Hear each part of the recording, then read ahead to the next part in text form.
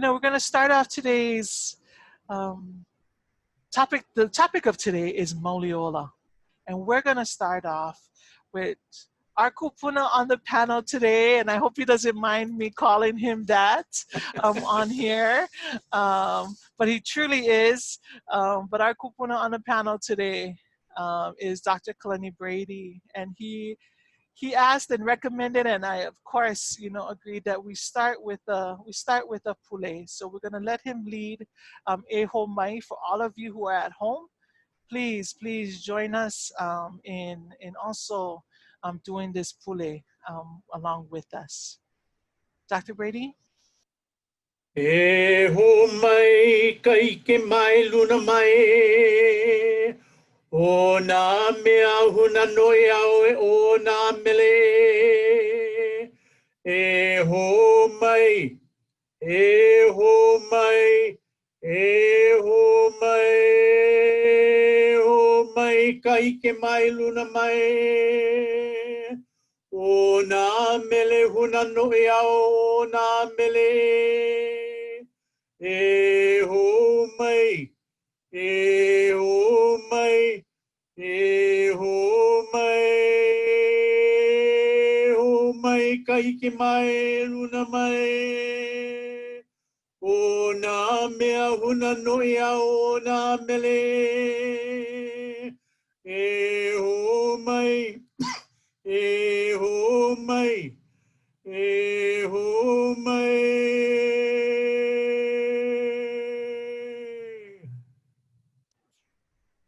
Mahalo for that, Dr. Brady. It is going to be impossible for me to just call you Kalani. I am so sorry. I keep trying, but it doesn't work. And let me introduce all three of you from how I know the three of you. And then I want you to introduce yourselves.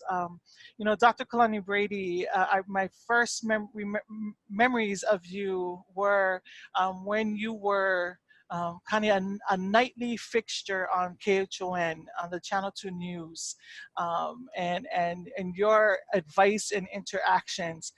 I was probably coming out of high school, going into college, at that time. But watching you and knowing that, wow, that's a doctor from our community. Like, that's a doctor that is one of us. That was the first time I had really seen that, and then to have seen that consistently over and over on TV. And I thought you were just amazing because they would just throw all kinds of things at you. I was just like, what kind of doctor is he? They make him answer every part of the body kind of questions, it's just like from dermatology, to heart conditions, to, diseases, chronic illnesses. And I was just like, wow, he knows it all, right up there. And it was such a, I know that for a young Kanaka Mauli woman, that was an amazing thing for me, because it was the only consistent representation, that I had of someone like you on TV. And then as I grew into myself and and got into college and started my career, and then being able to really understand the work of the Native Hawaiian Department of Native Hawaiian Health, and all the types of work that you guys do there. So appreciative. So our first guest today, everyone out there, and I'm sorry, everybody else out there. Sometimes I might forget that you're there, and I might just be talking to them as if it's just the four of us in the room. But our first guest today is Dr. Kalani Brady. And let me go just down the line, and then we'll let them each introduce themselves. The next one, Dr. Aukahi Austin-Seabury.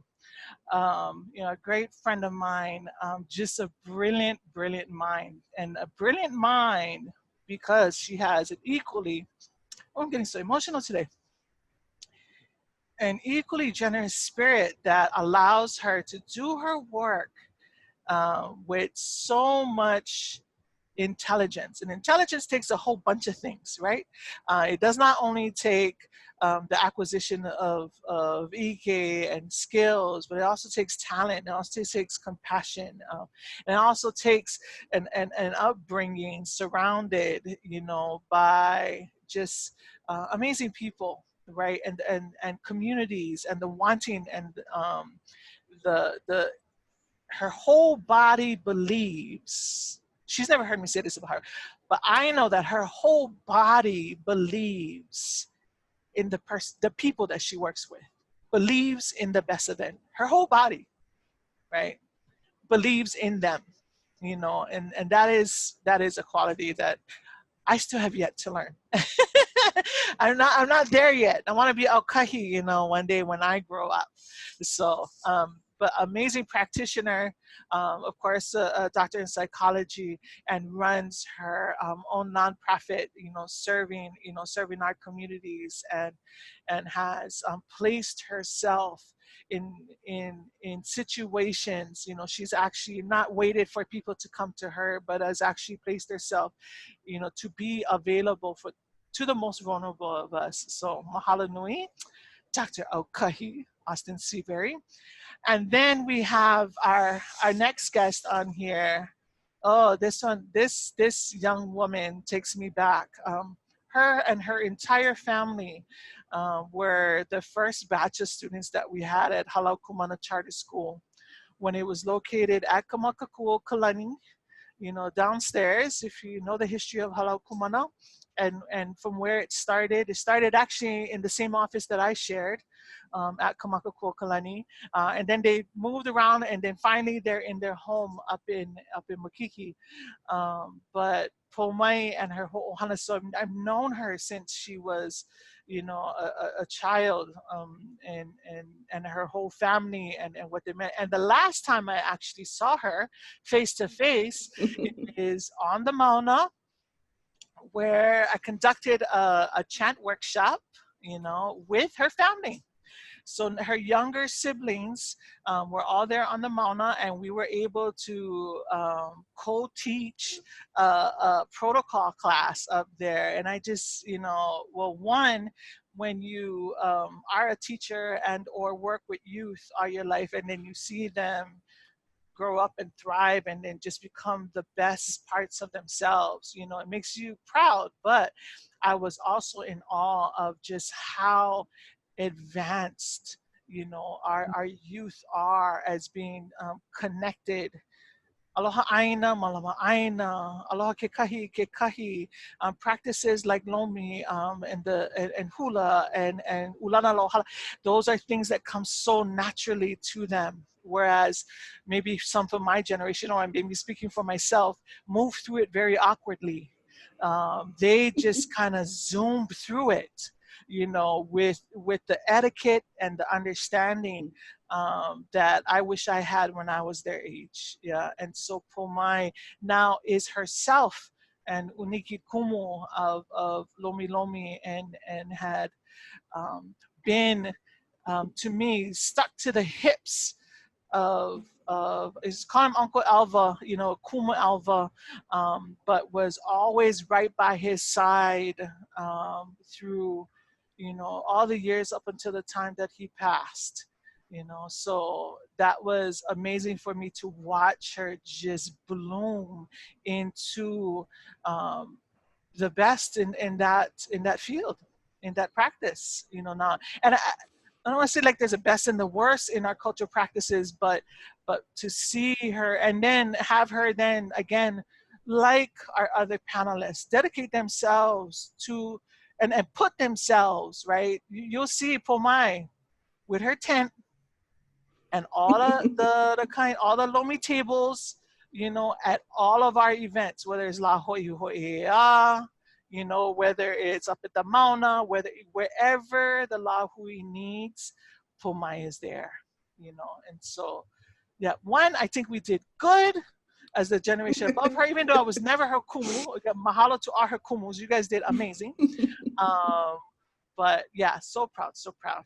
Yeah, so I always have to give my own introductions. But so now let's go down. If you could just talk a little bit about your background, so our audience out there can get to know you guys. Dr. Brady. Oh, um, I was one of the hui that came together and helped form the Department of Native Hawaiian Health, the first department of its kind in a school of medicine in the United States, dedicated to an Aboriginal people. And we have a wonderful chair, Keawe Koholukula, who is leading us to new heights. And I'm honored to be part of that department. So that's what I do in addition to KHON and working in the Dean's Office of the medical school. Mahalo, Dr. Brady. Aukahi. Aloha maino. Hello, family, friends. I'm a psychologist by training. I'm a student of Kumu Manuboy Aman Olapa in his halau. I'm a mother of one and a wife of one. I say that all the time and people crack up, but that's what I am. And I'm just so grateful to be here. I honest, when I was in school, far, far away, foolish, far, far away, I knew that the job I wanted to have when I grew up didn't exist yet. I knew that. There wasn't a job called what I thought I was supposed to be. And I was very lucky. I come from a family of teachers. And I was very lucky to have wonderful kumu along the way. Because all I knew was that I wanted to take my two hands and do everything that I know how to do, use every skill, every part of me to serve my lahui. I knew that's what I wanted. And I think I'm almost close to the job I'm supposed to have now, almost. But there's more mischief we all need to cause. So I'm so looking forward to our conversation today. These three humans on the Zoom with me right now are people that I admire tremendously and also have really good fun with. So those of you in the viewing audience, kalamai if we get into the part where we're just having a little fun, because these are virtual hugs I really need right now. So I'm so grateful to see all of you today. And Mehana, stop making me cry. I'm making me so today. Cut it out. Okay, mahalo. And Kumu Pōmaikaʻi. Aloha. So I graduated from Halau Kumana. Luckily, my mom put us all in that school when it first opened in 2001. And I met my kumu, Alva Andrews, when I was a senior. The first time he came to substitute a class, he drove down the road in his buggy with the bad boy hat on and his hair all crazy flying behind him. And I just knew inside myself that that was a kupuna I wanted to know. And I basically ended up moving in with him. And I was blessed to be able to spend all of that time with him as a teacher, a friend, a mentor. And he's definitely with me every day still. And it's an honor to be here on this panel with such esteemed people. And I also must say, Mehana, maybe you weren't directly my kumu, but you were always very much an idol of mine. One of my heroes that I've always aspired to be. So it's such an honor to be here with you all today. Mahalo nui. You're so sweet. You make me cry too. Except I'm stuck on the word esteemed. I'm thinking, I don't know if you guys are thinking this, Dr. Brady and Dr. Austin, but did she just call us old? I think she just called us old. No, but you started it. You called him Pupuna. I heard. Oh yeah, I started off, I guess. I guess I called Dr. Brady Kupuna and I was like, esteemed. I think that means old. That means No, that's the nervous kid up here with the doctors. Oh, and the fancy people. That's okay. Oh, so good, so good. Yeah, we're gonna have fun and we're gonna cry and we're gonna learn a lot today. So this is awesome. And mahalo for that, Pōmaikaʻi. One of the topic today is Mauliola, right? So now Mauliola is terminology that we've been hearing a lot about, like for the last, say, 10, 15 years or so. It's been a catchphrase, right? Various organizations, various groups, have been promoting Mauliola, right? Mauliola, basic translation is health and well-being, a sense of well-being. Let me ask you guys if you guys have any other understanding of what Mauliola means. Do you guys have a different way of expressing that or defining that? Dr. Austin, I see you. I see you making. Pōmaikaʻi did it first. She can go first. Please, little one. Okay. Okay. You're really old. I can call you little one. No, that's so funny. You call her little one, and she's like literally like 6 feet tall. Every time I see her, I'm just like, how did you get so tall? Yeah. She's also a magical practitioner of hugs. Just saying. Right. Yeah. It was the hugs. Please, you had the first. Definitely. Go ahead, please. Thank you. I had heard, I believe it might have been from Keola Chen, and this had always stuck with me, but he had explained ola as homeostasis. And I had just come out of our massage licensing training, and the way they explained homeostasis was that our body is constantly doing its best to bring us into a full balance of health, constantly working. The greatest machine ever created is constantly doing something to combat what we do so that we are in a perfect state of health. And that's how he described ola, that it's a living health. It's not stagnant health. And something recently that Kalani Uhiwa had shared in her classes was of uli, and uli as a color, but uli as representing, as the colors that represent health. So you see uli in the ocean, or that color of blue that we refer to as the ocean, but it's that blue because the ocean is healthy. The uli that you see in Kua uli in the forest, that dark green, it's because the forest is healthy. And for me, when I think of Mauliola, I think of all of these concepts, and I think that it brings me back to that a Hawaiian concept is the whole picture. It's not po and ao.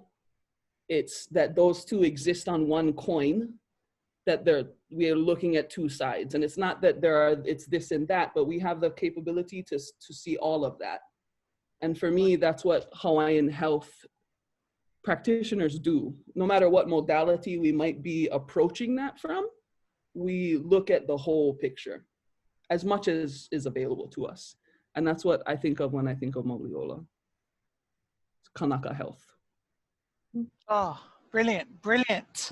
That's a great, I'm gonna quote you. Yeah. Say, Kumu Pōmaikaʻi said. Yeah. From listening to smart people. Yes. Yeah, no, that's Maikaʻi. Uli. Yeah. Yes. Yeah, I like that. Uli. Yep. I guess my thought about where I think I was on that same trend about the idea of the balancing all the things and all the parts. For me, the idea of Mauliola is it's not just a single person's anything. So that thing about all the parts is not just all your parts. So I just right before this was telling everybody drink water and sleep enough and all that. And I'll say it again in a minute, but I think it's also, I'm gonna tell a story, is that okay? When I was younger, nerd, graduate school, trying to think about my research, trying to think about what that had to do with my world. And I was at a particular beverage administering establishment, and I was walking around and I was asking everybody, seriously, I did this for months. If any of you are online who had me ask this question, raise your hand, because I'm not fibbing. And I walked around and I said, what does it mean to be healthy to you? How do you know you're healthy? How do you know you're doing good in life? Mehana, did I ask you this? I don't know. How do you know you're doing good in your life? And inevitably, except for one cancer survivor, every single person said nothing about their own physical body. Every single person I talked to said, I know I'm good when my students are doing good. I know I'm good when all my ohana is doing good. And you know, we just came through a rough patch, so I feel like I'm doing better right now because of the people. Every response I got, and I asked this over the course of however many ages I was there, it was a va for sure, talked about relationship. Some people talked about, I know I'm well when I've been to the forest enough. I know I'm well when I've been to the kai enough. So some talked about environmental connection. but everybody talked about relationship. And the only one who said anything about, well, when my T cells are good, you know, was a cancer survivor. But everybody else talked about relationship. And so I guess I would add in that thought of the whole, that Mauliola is not an individual concept. And that if you have to be isolated from everyone you know and everything you ever knew in order to maintain a certain kind of health, maybe that's not tenable. Maybe that's not sustainable. Maybe that's why it feels weird when you're lonely, when you eat a weird way or something.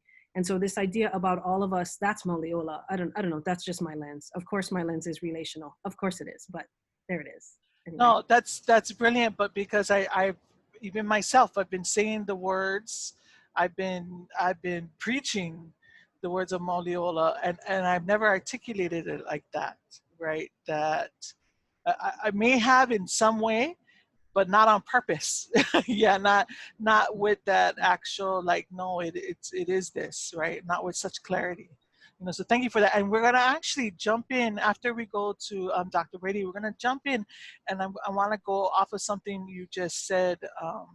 You know, also about that, about if now everybody's telling you to stay home, right? And I'm one of them, telling people to stay home. You know, Stay home. Me too. don't Stay home. go holo holo around. You know, with all kind of people. But what then, right? How do we then, right, maintain Mauliola when relationships are so huge, right? And I know Dr. Brady has some thoughts on that aspect too. So we'll jump to that after. But Dr. Brady, any other kind of ideas or perspectives on Mauliola itself? No, except that when we have Mauliola, we're pono with our akua, we're pono with the aina, and we're pono with ke kānaka. Unlike many cultures around the world, the Kanaka Maoli were bonded intimately by their physical interaction and presence. And that was what was so devastating when we had all the epidemics of the 19th century and our population dwindled from 800,000 to about under 100,000. And here we have another epidemic that basically keeps us from sharing the ha and from honi and from the physical intimacy that we have as a culture. So this is a real challenge for us to tell our people that this is the way we save lives today for the end of this epidemic. Mahalo, right? I mean, it's so right. That's an extension, right, of that. Mahalo for, first of all, Dr. Brady, for making that connection between, if you pono me ke akua, you know, pono ke kahi, and pono ina mea maka aina, ina pono aina. That's so important for us to keep that periphery. And it's almost like the image I get from what you three talked about is almost as if there's spears that go around, not spears, but spheres. Sorry, I gotta articulate, Mehana. That go around, you know, your body this way and around this way, right? And it comes through you also, yeah, so that your Mauliola, your Olakino, is impacted by all these things that are moving around you, right? Mahalo for that.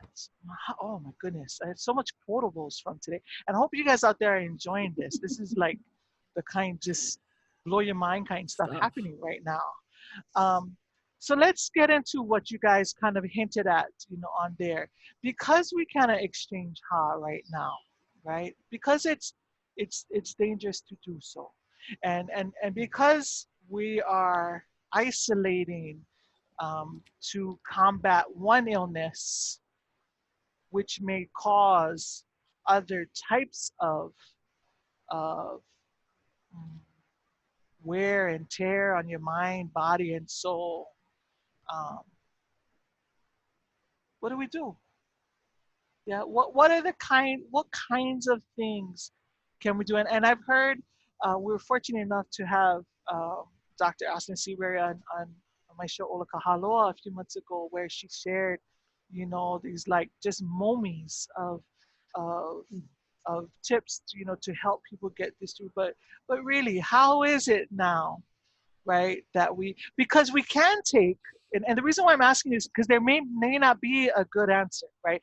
Because we can take the perspective of how our, you know, our ancestors did it, and it's just like, no, we just got to do it. We just got to be disciplined, right? We just have to. We will contemplate the other things that we can do, but the one thing that we got to all agree on is that we have to do it. We have to protect ourselves and our families, right? We have to not go and, you know, go visit Tutu, you know, or go visit the aunties and the uncles and stuff like that, because we may make them sick and make them ill, right? And that might be the hopena, right, of this. But if it's not, what are the kinds of things that we can do? And all of you come from, you know, practices where, for other reasons even, you've had to contemplate like how people can adapt, right? Adapt themselves to the situation. So yeah, any mana'o you get to share on that? You guys are all nodding now, so I can't. You guys just jump in a pool or something, or maybe we gotta go, or I'll just call on you guys. Pōmaikaʻi. One of the most helpful tools for me during this time has been interacting with plants and dirt. I know on Oahu, for some of us, that might be much more challenging, but even somehow acquiring just a house plant, if that's the most that we could do, it can make a difference. Even just a little herb garden in a shoebox. I feel like this might be the most that the hands of our lahui have touched the soil in some maybe 100 years.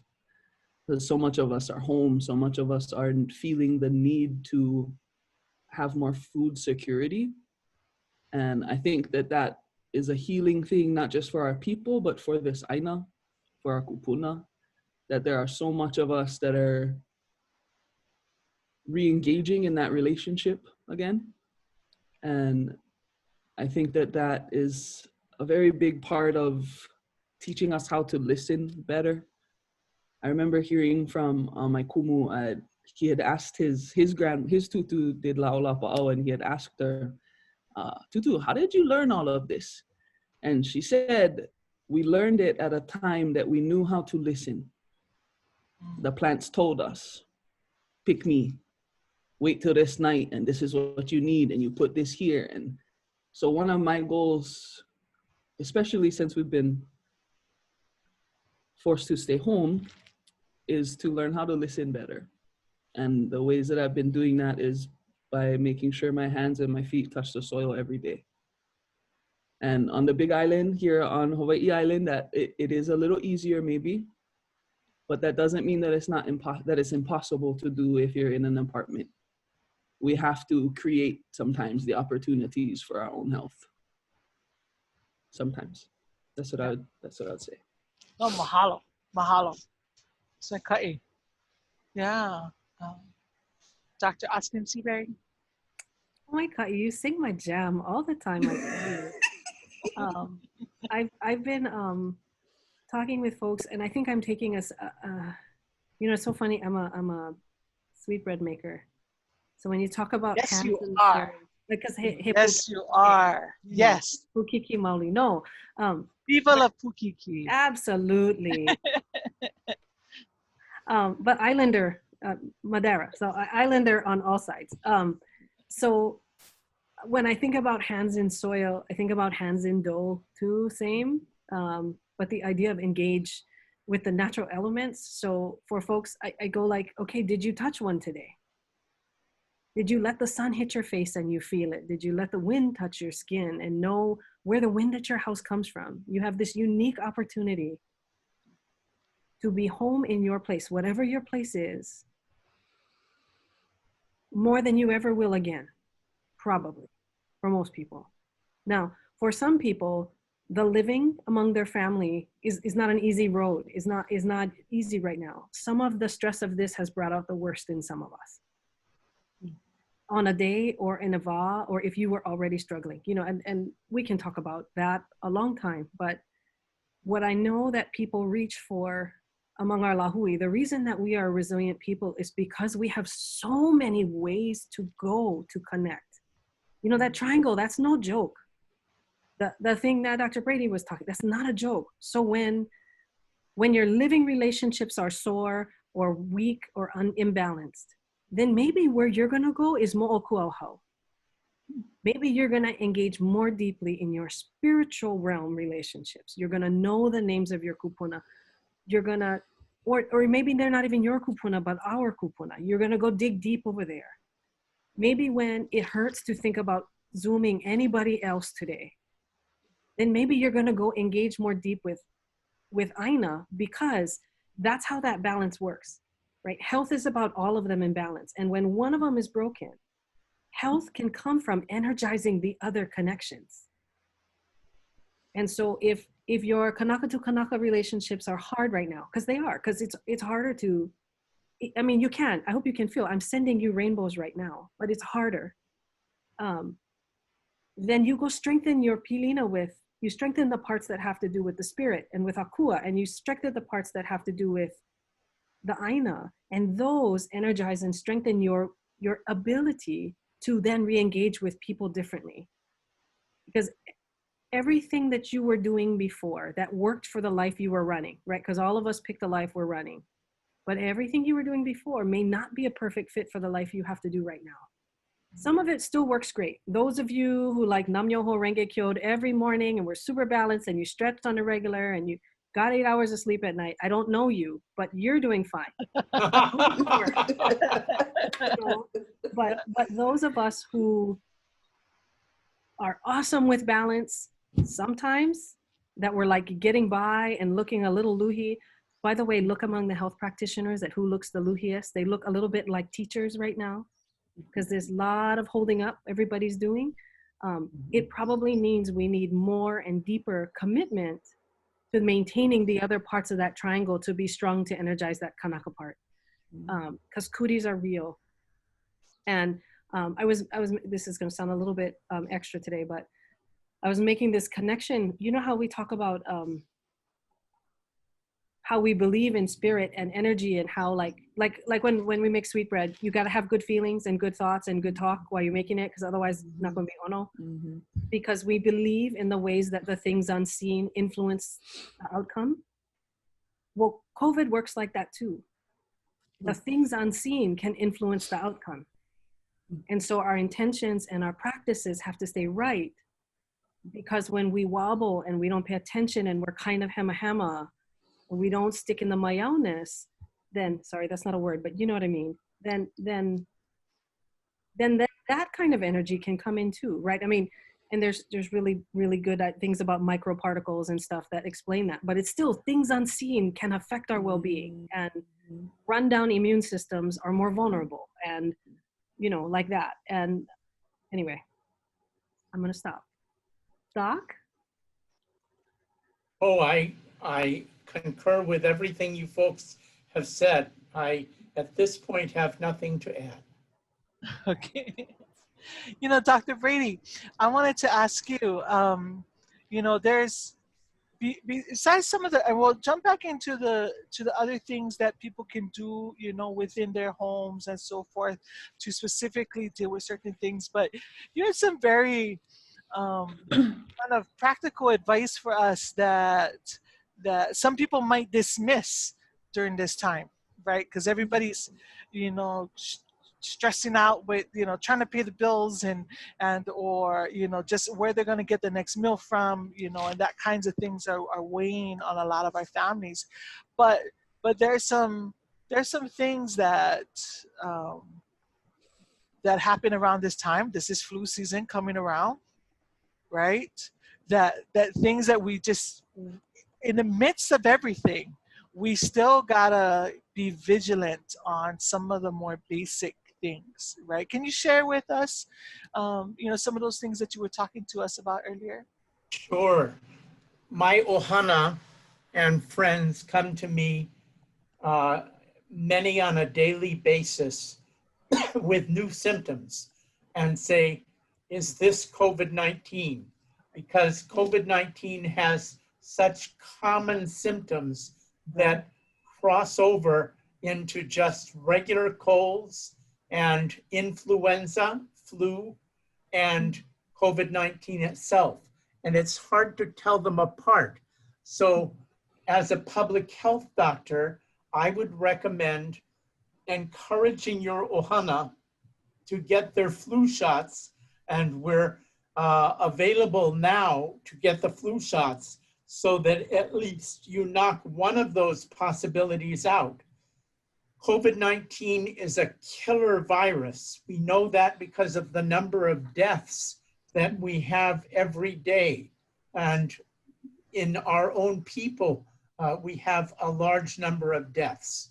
Influenza is a killer virus, and yet influenza at this point is preventable. It's preventable with a simple vaccine called the flu shot. And now is the time to get it before you need it.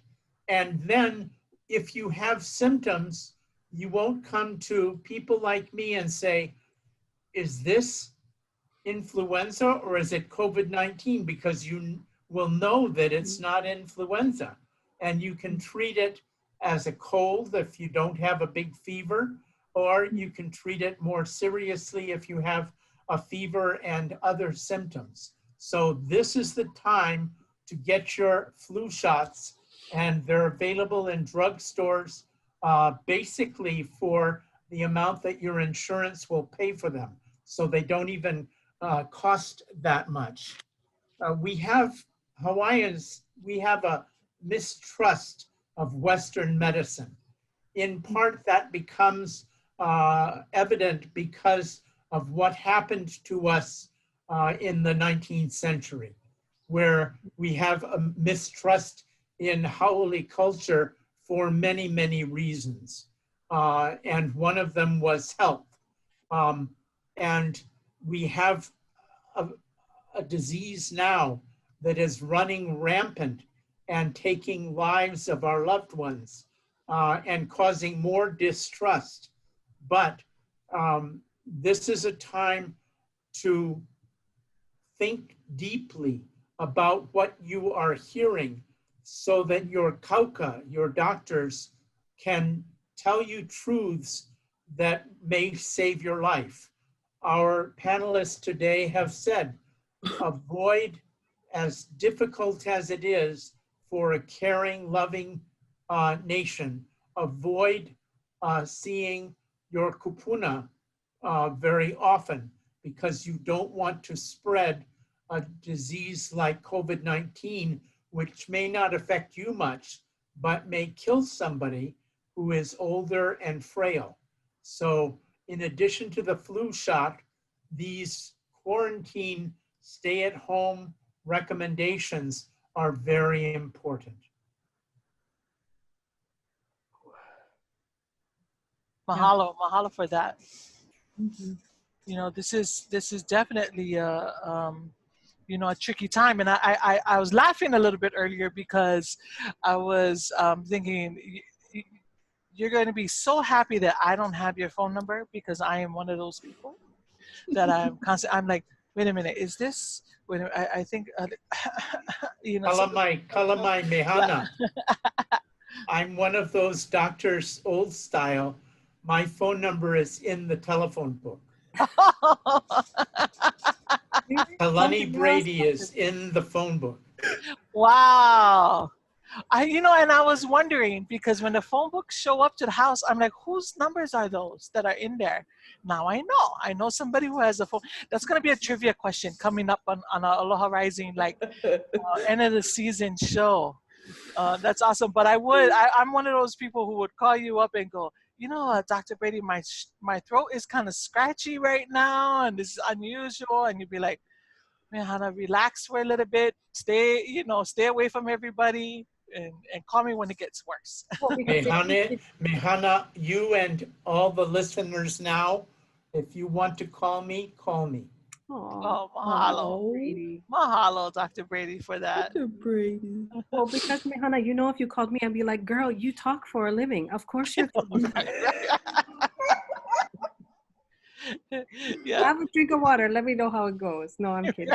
Right. I would ask you how you feel about it. No, I'm kidding. Yeah. But absolutely. I mean, the worry, the anxiety, that's the word but the stress of all this, of like, okay, how much am I supposed to be watching the news? Am I supposed to watch the live feed and the TV? And do I have to be on a group text to tell all my friends what the latest order is? One of the things that I think about in terms of health is you have to know, once you've decided about where your safety practices are around this, once you've decided, these are the people in my bubble, this is the risk and exposure that's necessary for me to function in my life, I've minimized it as much as I can, then watching the daily news feed of how many people and this and this and this, I don't know how much that serves you. Because unless your behavior is going to change from that number today, then all you're doing is taking in stress and making your immune system more vulnerable. Now, I'm not saying don't listen to leadership, certainly, but they have periodic communications and then everybody chops it up for the next week. And that steady feed of news information can erode our well-being in ways and makes us anxious. People aren't sleeping as well. We're seeing much, much more anxiety just among the folks that we know. And what that looks like for people can look like anger, can look like depression, can look like, just horrible eating habits. I mean, meet you in the snack aisle, rough, right? And then, I mean, it can be anything. And that's separate from, yes, we all are having to make hard choices and we all are having to try to make this life work, right? It's separate from that, this idea of that steady stream of stress everywhere. So once you've already decided who's in your bubble and what your safety practices are and what you're good with, then ask yourself, how often do I need an update to know if I'm supposed to change things? Right. And then you can spend your energy, instead of just going with the steady drip of information, use that energy toward being well. Right. Our keiki need more hugs and more physical contact every day than they ever did before, because almost every other source of physical touch they have besides us is not available anymore. Right? No playtime, no, outdoors, climbing. Right? Just lots of that stimulation is just not there. So if they need to like dive tackle you till you have bruises, then brace yourself. You know what I mean? And bring it. And if they don't seek touch, and then by the way, the bigger ones, same thing, right? Makua, you know what I mean? Everybody, kupuna in particular, if you live with one, then think about how often they receive touch, right? Especially now that there's not as many visitors. So if you are so fortunate as to have someone in your household that is a kupuna that you care for, or that lives with you, then tend to their need for touch too, or just vala'au a little bit more. This is that time when taking the time to slow it down and tend to the other person's needs for a little chat. I come from a genealogy of chatters. So when we just need a little chat to be better, then you give that, right? But it's something where sometimes we pull in because we're overwhelmed and we're stressed. And it's almost like the opposite thing you need, because then you go like, when was the last time somebody touched me? Like any human, physical contact, right? And if you live alone and that's not yours to readily access, then you have to, again, engage the triangle and figure out what else you can do to feel that. But it's something just to sort of like be aware of our need for touch within our safety bubble. And that's the part that's causing so much eha for people, right? Is you're like, man, if I could just hug my tutu, oh my gosh. Because then she'd feel loved and I'd feel like the world is righted. And so since you can't, what can you do to hug her other ways? Right. You're going to call her up and sing her a song. You're going to write her a letter old school. They love that, by the way. With a stamp. Do you guys know what those are? Pōmaikaʻi, do you know what that is? You guys don't. I do. You do. Oh, but you're an old soul, so different, yeah? Like, you know what a checkbook is too, don't you? I do. You're a little strange in your generation then, but that's it's true. Anyway, I could go on and on, but touch, and like check on each other. That would be the other thing. If I could say one thing, I would say check on other people, check how they're doing. If it crosses your mind, you're not sure they're all right, check. If your crosses your mind, you're not all right, check somebody else. Because all the stuff that I know about what ails us as a people in terms of our mental health and our na'au being twisted up right now and all those other things that make us choose very unhealthy behaviors, whatever, most of that can be healed if someone else checks on us. Most of that we can catch by just checking on one another. You know, hooey, across the fence to the neighbor. Sometimes that's all you got. It's just a hooey. Right.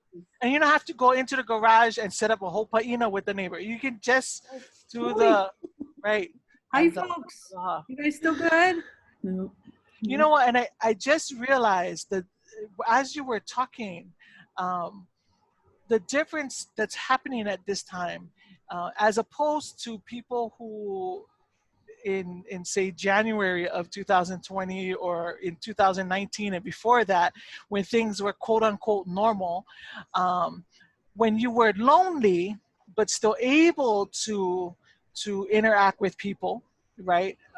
It's real different from today, because you're not able to, right? There's a strong motivation not to do that because you don't want to harm anybody else. But the difference between before and now, too, what's going on is that everybody's in that situation. Same boat. Mm-hmm. Same boat. So unlike before, where you might have been the loner, you might have been the hermit, you know, crab, you might have been the one that was a little bit introverted, but, you know, wanted to, you know, Okay. Mm-hmm. yeah, and have that kind of interaction, but just didn't know how. The difference is that now everybody's in that same boat. So the calls to people who you wouldn't normally call on the phone and speak to is something that will be received just as well. Mm. You know, unlike before, where that might not have been your normal way of interacting with your, you know, your favorite cousin or your, you know, other, like, wait, that's not a normal thing. But because everybody's in that situation, everybody's, you know, the initiative to act and then to receive that kind of aloha, you know, again, whether it is from a phone call or, you know, from the talks across the yard, you know, or the mail, right? Like writing mail. I've seen people, my teacher Kalei, she started, you know, writing with pen pals and so forth, right? That practice is coming back again. But that will be received just as well as it is offered, because we're all in that same boat together. Yeah.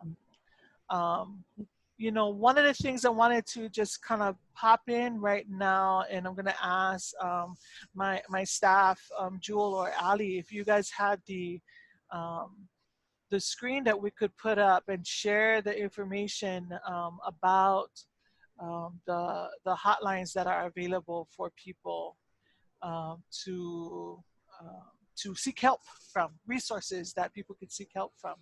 Yeah, and while they're getting that ready, we'll either have it on the screen or we'll try to pop it into the chat boxes, both on Zoom. This is a little bit different, actually. You know what? Oh, there it is right there. Okay, it's kind of small on the screen. Oh, thank you so much for making it bigger there. But if you ever need, you know, assistance, and that you want it, you know, you just needed somebody to reach out to chat anonymously, because you're kind of going through it, right? And you're having, you know, one of those times, right? Here's a number that you can text and or call, and it's open 24/7, 365, and it's free help for you. So don't think that you're alone, right? There's always somewhere and someone who is out there that's, you know, willing to help. So, but let's get into that, because that seems to be. Thank you so much, Joel, for placing that up there. I'm going to get into the questions that are in the chats in a little bit, but I want us to stay a little bit longer, and mahalo, Aukahi, for kind of sharing with our audience, about the things that they can, maybe like ways to understand things, and then ways to help deal with it. But mental health issues and have been one of the biggest issues that people have been kind of crying out for help with, right? Not just through COVID. Before COVID. Yeah. Right. It's been we're in a mental health crisis, at this moment, but that it didn't start just with COVID. No. Right. So for Dr. Brady or for Pōmaikaʻi, what are things that you can recommend and or suggest? I know Pōmaikaʻi, we talked about grounding earlier, like just what does that mean, and from your practice, and or Dr. Brady, if you have any ike to share on this also. Aukahi, Oh. Ew. you have anything that you would like to share? I've been babble lots already. Please, now noe. One thing that we don't do enough of is exercise. And there are exercises that we can do in the hale that we don't have to go out. Although now, of course, we can go back and swim.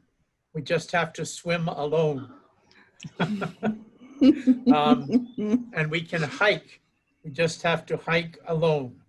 But exercise helps keep the body tuned.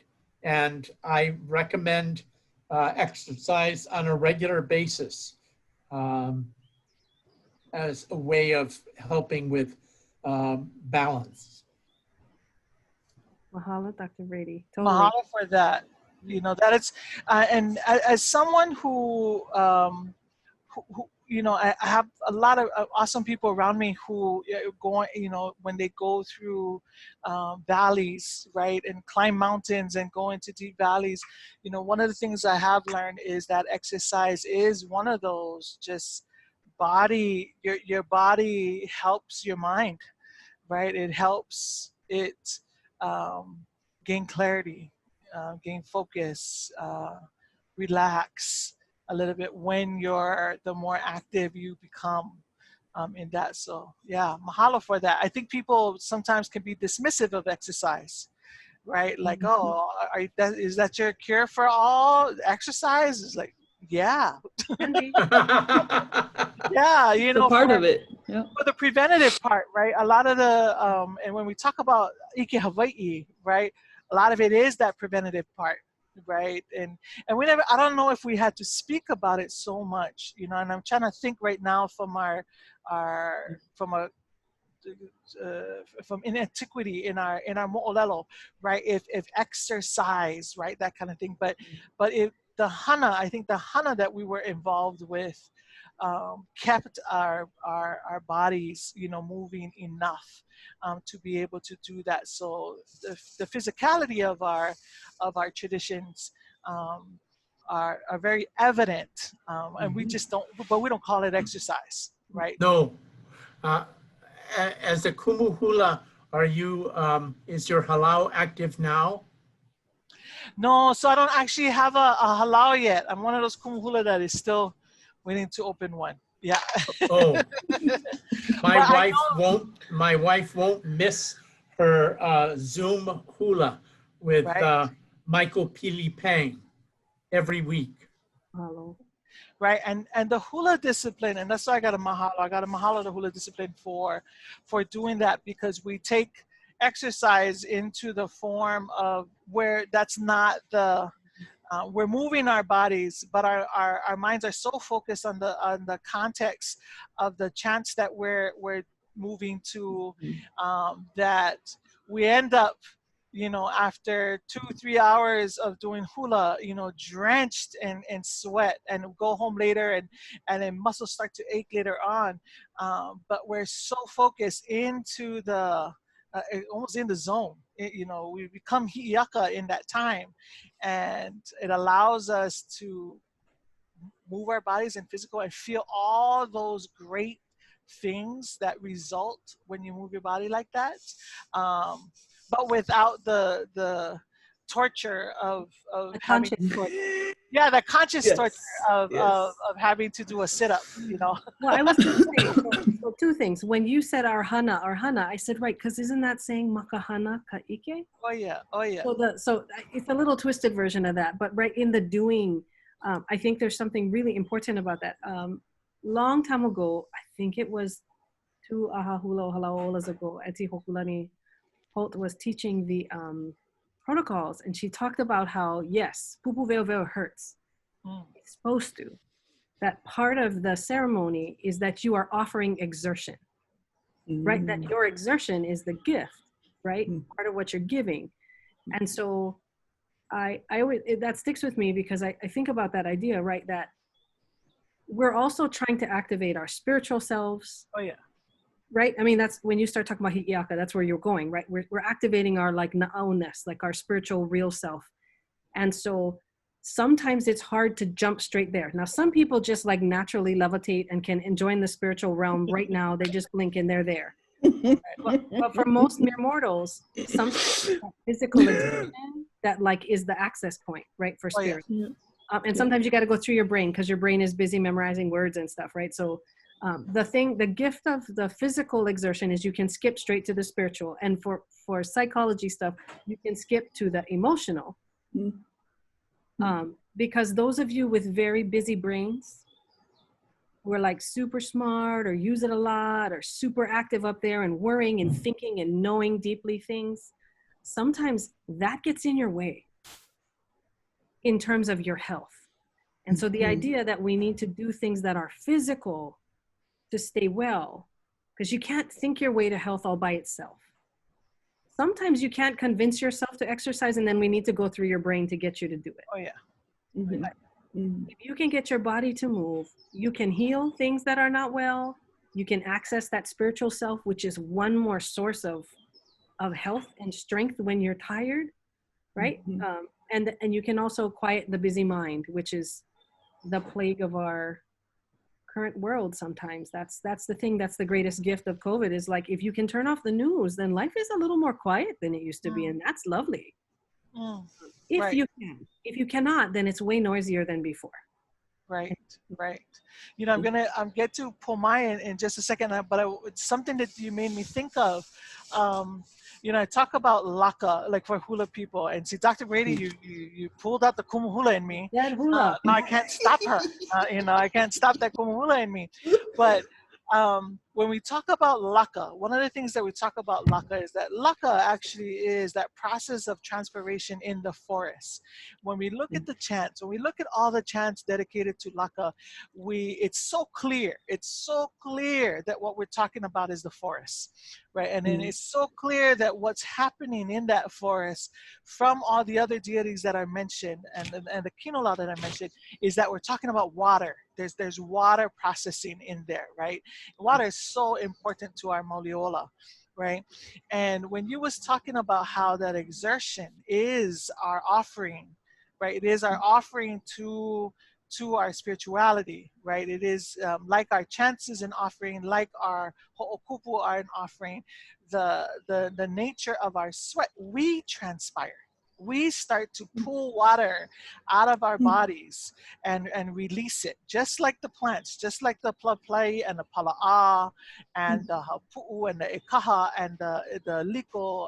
We start to replicate that function when we do it. And that's why in ceremony, that difficulty, or what the kanaka ole ohana, you know, called hakikino, when they actually start to break the body, right? And their bodies are not broken by no means, right? But when they start to do that action in their hula, right, that in itself is an offering there, right? So pili. And so people walking and exercising and jogging and or are moving, gardening, doing stuff around the hale, or me walking my dog or him walking me. Yeah, my dog. Yeah, my dog walks me every night. Pulls me around the neighborhood like a rag doll. But that's all that type of connection that you're talking about. I had an aha moment, something I should have known for Wow. years. But Pomai, you've been Wow. sitting there and waiting. Yeah, what are your thoughts about that? You know, grounding and being, you know, in a space in a space that you create, because you don't know what's coming to you every time as a Lomi Lomi practitioner, right? All of you have your circumstance walks in the door, right, or walks up to you, and then you have to deal with it and take care of it. Yeah. Um, what is that like for you? You know, or what are some of your techniques or your ike surrounding that? I would, for me, it begins from when I wake up. And this is after doing this work for a little over 10 years now.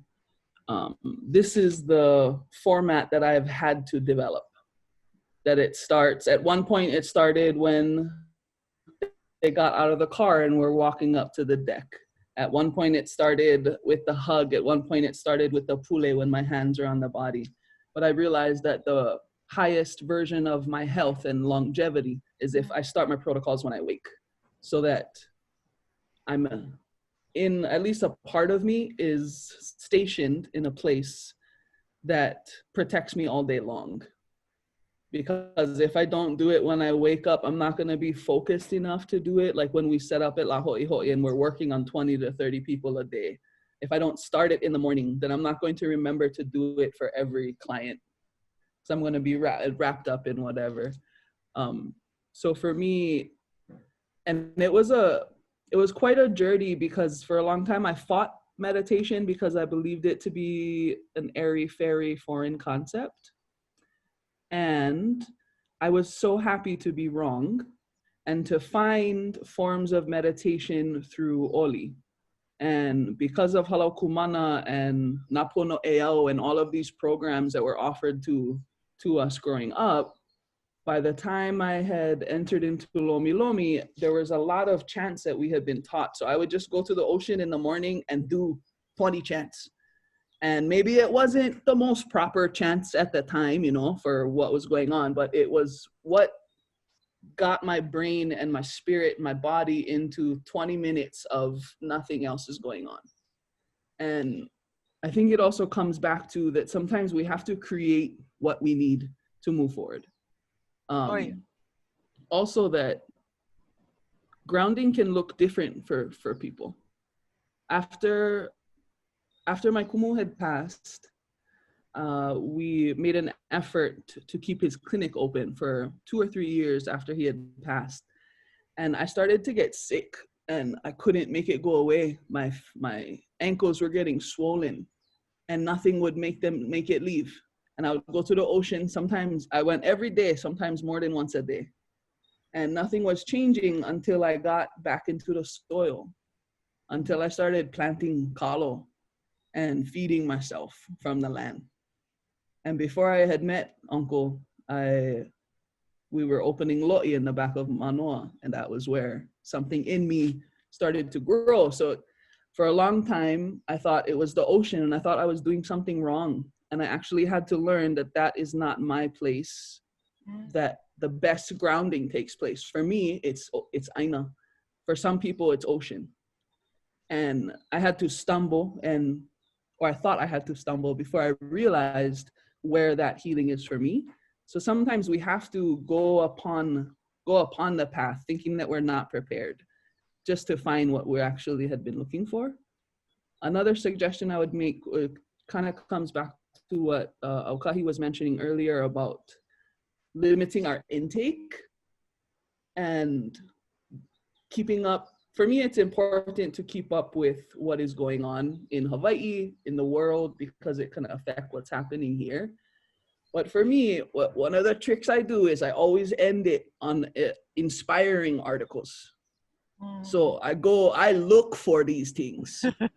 I look for them, because if not, if I end on all of the craziness that is happening, that's the tone that the rest of my day will follow.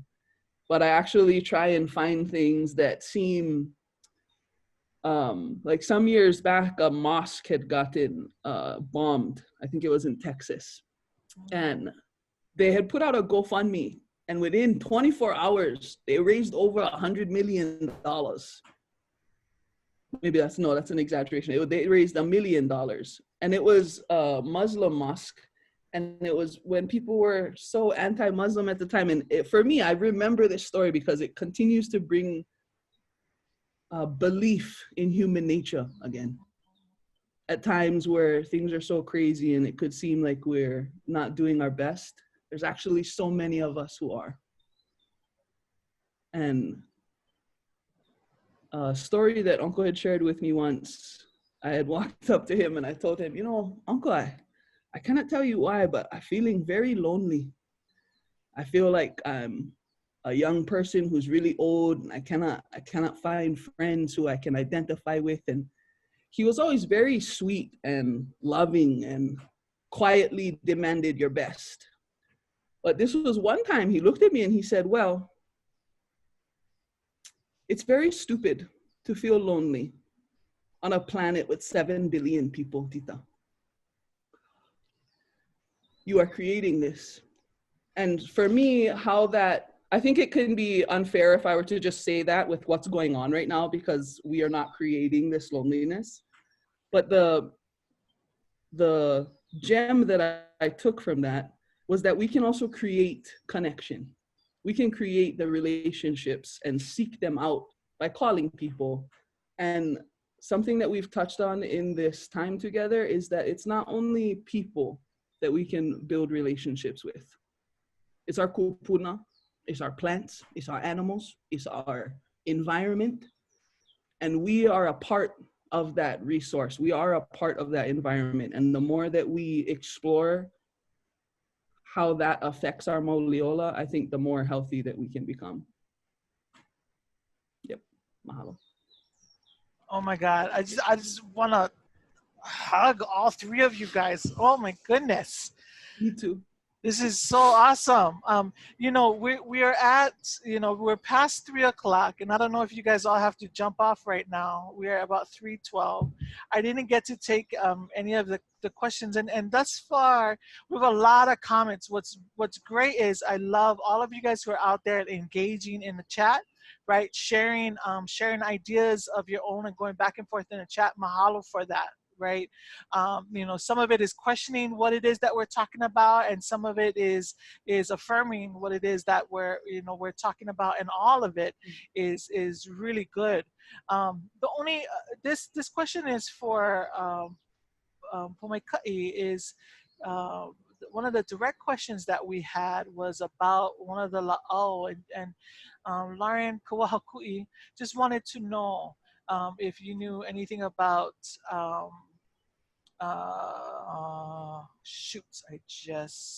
it's in here. Oh, Laukane, as the Laukane respiratory health protocol from Uncle Herbert Moniz in Kalapana. If you're familiar with that, if any of you are familiar with that. Unfortunately, no. I cannot even say I know. I'm not sure what Laukane is. Okay, I know at first I thought it was Laukahe. But she's saying that this is a juice. I guess they make it into a juice, and have been giving it out for some of the people that have been struggling with COVID positive, and have symptoms of that. Okay, yeah, sorry. No, I haven't, but I'll look into that. Sorry, Tita. Yeah. Okay, and Noni too. Yes, and I know we were actually on something else that I'm involved with too, with the Lahui Kānaka. The Kumu Hula have been talking, and one of our Kumu Hula on Maui, Pueo Pata, has been talking to different La'au Lapa'au practitioners with MDs and so forth that are out there and trying to get a perspective on this particular ma'i. And yeah, I gotta just say aloha out to our La'au Lapa'au practitioners out there, and people like you, Pōmai, who are bringing our culture practices forward in that way. And then of course Dr. Austin and Dr. Brady also in their modalities bringing our cultural practices forward in that way too, right? And I think right here, what I love about this panel is that we can see that there's no clear line. It's not black or white, and it's not simply Western and traditional, right? That our Mauliola, and there's something that you said, Pōmai, that I love, and this is, I live by this, that and somebody else quoted it in the chat, that we have to sometimes create what we need for today, right? So I'm a big believer in hakuin. There's a repertoire of pule, that we have from our antiquity, but I also believe that there's times where you haku new, right? And then there's time, and you pull forward, the best of our DNA, right? You pull that forward, and then you add to it for today. So yeah, mahalo nui for for throwing that pa'akai out there, on that. And then, oh, my ka'i. See, this is the beauty of when people ask questions, is as I'm looking at the questions, people are asking questions and other people are answering them. So that's that's amazing. That's great. That's happening. And mahalo for this community. I'm going to call us a community on here, today, for doing that, right? One of the things that you brought up, about going down to the ocean and doing chants, and then Dr. Brady, of course, started us all up, with Eho Mai, and of course, Tita Aukahi and myself both come from a hula tradition where chanting is, and doing pule and mele. Hula are just in our DNA. But we wanted to show right now, before we jump off, Joel, if you can put the graphic up for Pōmai. And Pōmai, can you tell us a little bit about what we're going to be seeing in a little bit? Yes, this is one of the resources that we would recommend if you can make the extra time. Kalani Uhiva started this Kanai Night Together, a group on Facebook, and that met on Zoom every day to learn Hawaiian chants that are focused around health and wellness. It has grown to a very large and amazing community. Katie Kamelamela and Susie Kagami had jumped on to help Auntie Kale to get all of this available to more people. Katie made this app called Pule Ho'ola, and it is awesome. It has all of the chants that she's taught so far, along with a recording of them. This is such an amazing resource.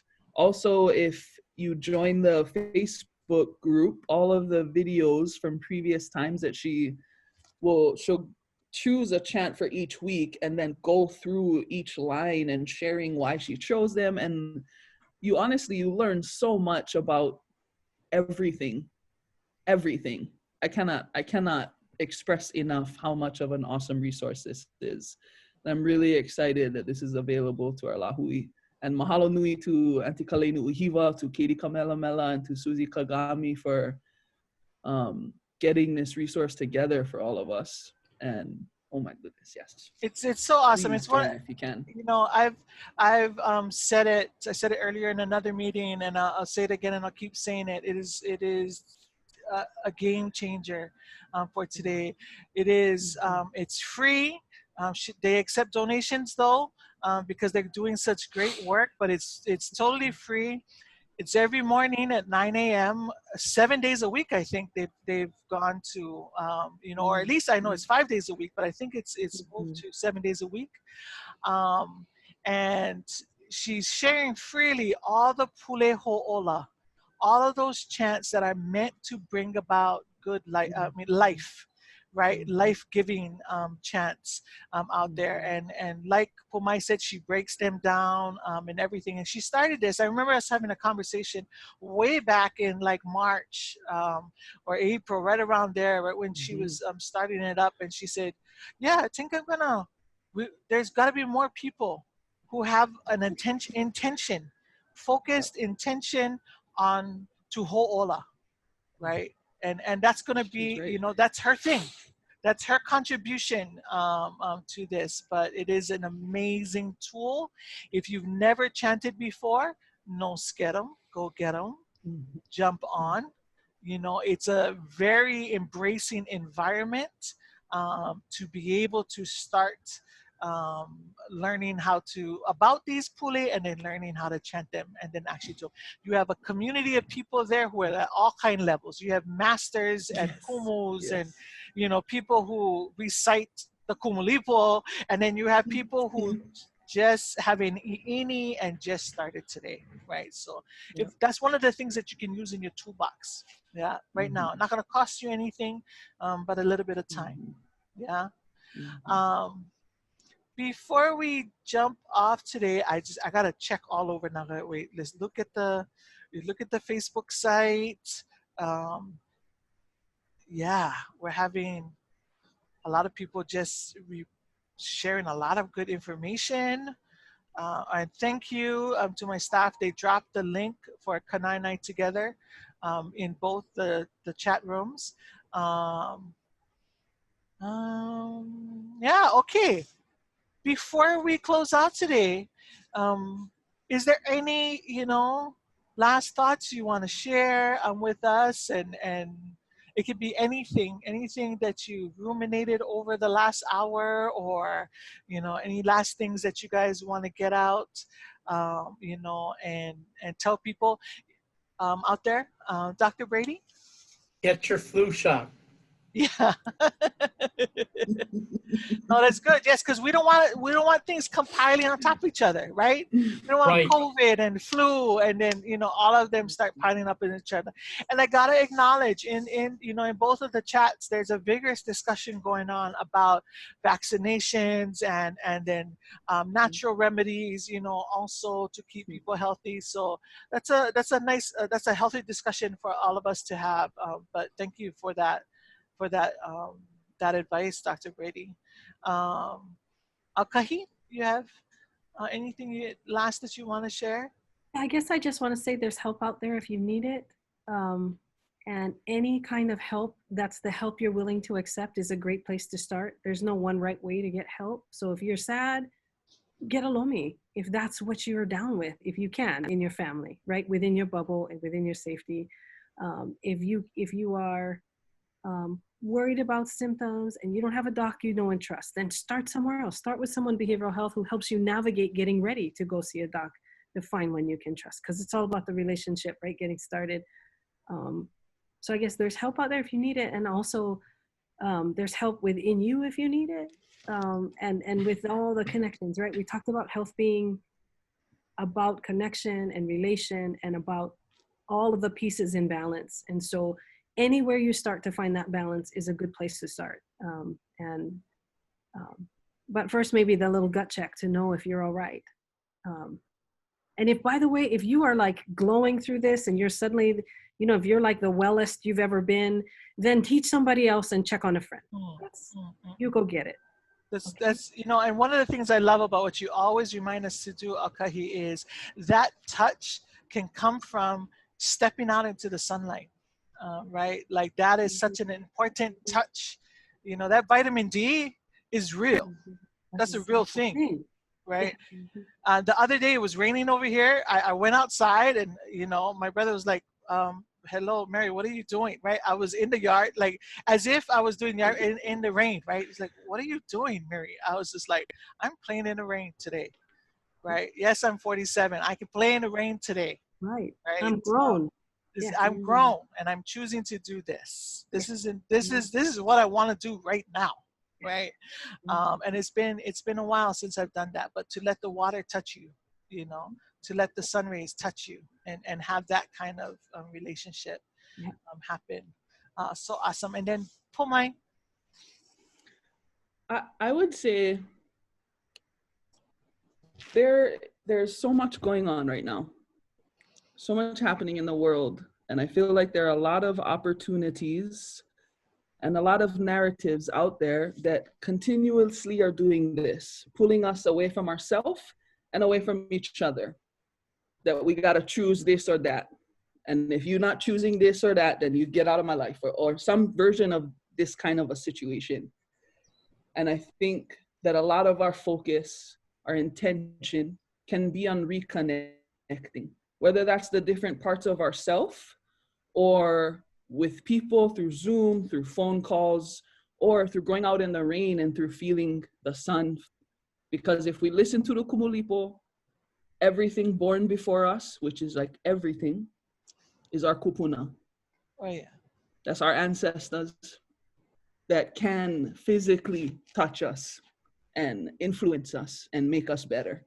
So in every situation that we can, find more connection and create more connection, because our world needs it. That's what I would say. Mahalo, mahalo, mahalo. Mahalo. You know, my hula sister Nalani Blaisdell had texted me and you know, just reminded me. I want to honor, of course, Dr. Kikuni Blaisdell at this moment. He's always been a torch, you know, for many of us who are going to the university, and you know, he crossed so many, you know, many different paths with everybody. So I just like to take this moment to, you know, aloha and mahalo him. And then also recognize, like from our discussions, that even though we're in isolation, know that out in our aina, because the paths are not heavily as walked right now, because the oceans are not being zoomed over by boats and jet skis and all kinds of things, that our kai and our aina are actually flourishing. So if you need to hold on to some hope about our isolation, know that it is allowing our kupuna out there, our ancestral connections out there to thrive. It is thriving. The oceans are thriving. The mountains are thriving here in Hawaii, because we don't have all that movement happening out there. So if there's something that you gotta hold on to know that you are valued in your space, know that. Yeah, please know that. All my friends who are out there who kilo and look across are saying that and just glowing, right? Our fish are thriving. You know, everything is happening so, you know, so good out there. So same thing with us. One day soon, we will all get to gather again. One day soon, you know, we will be able to have all of our pa'ina, you know, our lahanos, you know, and celebrate, you know, those things that we love to do. And like Dr. Brady said, we'll be able to share our ha again. One day soon. Yeah, we will be able to do that. It's just not right now. Yeah. For all of you who are out there, and this is a short commercial, this weekend, Friday, Saturday, and Sunday, the group of Kumuhula who had gathered to institute the Lahui kānaka, that kapu Mauliola, will be offering workshops for free. Mm-hmm. It'll be here on OHA's Facebook. It'll also be on Zoom. You can look at our OHA Facebook page for more information on that. But it's going to be 2 o'clock every day, Friday, Saturday, and Sunday. Please join us. You know, and when we end this Zoom after this, it's going to happen abruptly, because that's just the way this thing, once we push like pause session, everybody just disappears. Right? That's the nature of these Zooms right now. So before we do that, I would just like to give my aloha again And I'm going to call you Kupuna one more time, Dr. Brady. You know, but thank you so much for the foundations, for that kahua that you have set with the Department of Native Hawaiian Health there, and all the work that you have done, and for being an inspiration to a little old, chubby Palolo Valley girl in her formative years, being able to see you work your magic in front of us, you know, on TV. I know that's not the only thing that you have done in your life, but it made a huge impact on me. And so I thank you so much for that, and your ike that you shared today. Dr. Aukahi Austin-Seabury, my tea. You know, I can't help but just honor for some sweet bread right now. Sorry. You know, from the traditions from the islands of Madeira, you know, and also your chocolate chip cookies, you know, because In moderation. In moderation is like 2, 3, 4, 5, maybe that's it. Right. But you are truly one that shoots rainbows across any virtual platform that we've ever had you on. The people feel it, I feel it, and I know it. Like I said, you give, your whole entire body believes in what it is that you are saying and doing, and I thank you so much for that today. And then our Kumu Pōmaikaʻi Freed, our bebe, I can't just help keep referring to you as that. And although you're a grown woman, you know, but you will always be our bebe. You will always be our haumana. And in even though you're a kumu, you will always have us, right? All of us who have come into your life as people that you can lean on anytime, anywhere, anything you need. Pōmaikaʻi, mahalo for sharing that wisdom amongst this esteemed old people panel. You know, mahalo for being the young one on this panel, and being not hesitant at all, being so courageous and so clear, and have such clarity in your practice that you're able to share with the lahui out there. Yeah. So from us at the Office of Hawaiian Affairs and our Aloha Rising Vote 2020 campaign, mahalo to all of you. Mahalo to my staff, Joel and Ali, for putting this all together. Everybody join us next week, same time, 2 o'clock here next week, Thursday. I think our topic next week is, I might get this wrong, oh my goodness, but I think it's Iwi Kupuna next week. Yeah. So come back. I'm sure we'll have a lot to discuss. I Mauliola ana kako. Let us all strive for Mauliola. Yeah, let us malama our kupuna, check on each other, and be well, everyone. Ahui ho, malama pono. Malama.